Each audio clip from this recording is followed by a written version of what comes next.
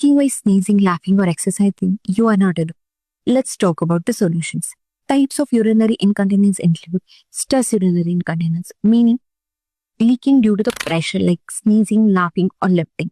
Second is urge urinary incontinence, meaning sudden strong urge to urinate.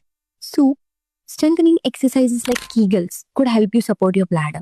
Lifestyle modifications like reducing caffeine, staying hydrated, and maintaining healthy weight could help. Bladder training like try scheduled bathroom trips to train your bladder.